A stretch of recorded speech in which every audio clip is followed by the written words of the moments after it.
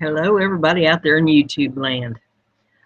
I've got another little story time video for you, a little story to tell you.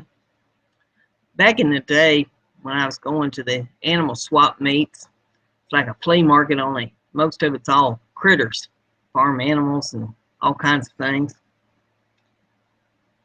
There's this one where we used to set up the day before and camp out overnight, and then get up on Sunday morning, fix us some breakfast over the campfire.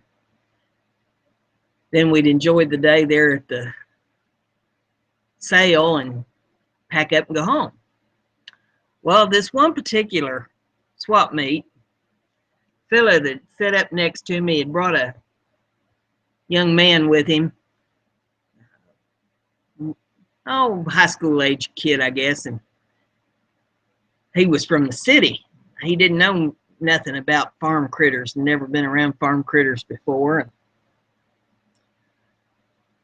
We got up on Sunday morning and we got out the iron skillet and got over the fire. We fried us up some bacon and eggs, and air was smelling really good. We went to, after breakfast, we went to flying in and feeding all of our animals and getting them water and getting everything taken care of there. And fella across the aisle from me, I don't know where they'd gone. They'd gone out for a hike or something and left their critters all there, and they had a nanny goat there, and she's needing to be milked.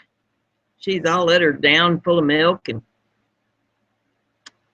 she was bellering.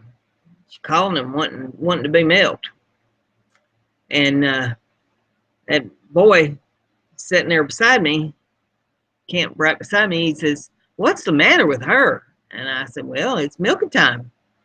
She's wanting to be milked." And he says, "Well, where'd them fellers go?" I said, "Well, I don't know. They was around here someplace a while ago, but they seem to have disappeared." And he says, "Well, it's a shame to listen to her like that." And I said, "Well, why don't you milk her?" And he said, "Well, I don't know how." And I said, "Well, you got your bucket up there in that truck?" And he dug around and he come out with this, it was like a butter bowl, big country crock butter bowl plastic thing. And I said, "Well, that'll do. Go wash that out good." So he went and washed it out, and he come back and I said, "Now go untie her, bring her back here, tie her up to the fence." And so he went and got her, tied her up to the fence.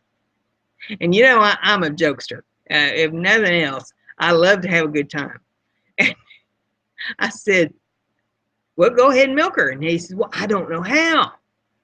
And I said, "Look, all you got to do is you just pump her tail up and down. You just start pumping her tail up and down, and the milk will start running in that bucket. Just put that bucket right underneath her." So he reaches down, he puts the bucket underneath her, and he goes to pumping her tail.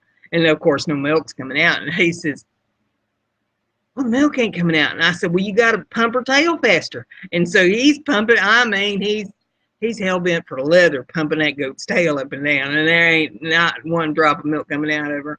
And about that time, these fellers come back from wherever they'd been, and they see this going on, and they looked at me and they said, "What is he doing?" And I said, "He's trying to milk that goat." And those guys doubled over laughing, and I'm laughing, and that poor kid, he was embarrassed beyond belief.